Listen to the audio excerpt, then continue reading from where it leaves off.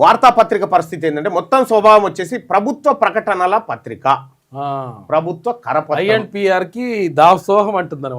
అయితే ప్రభుత్వ ప్రకటనల పత్రికగా తేల్చేసింది. అంటే ఇది ఈ ప్రభుత్వ కరపత్రం లెక్క తయారైంది. ప్రశ్నించే ధోరణి తక్కువ, ప్రభుత్వాన్ని ప్రశ్నించే ధోరణి చాలా తక్కువ.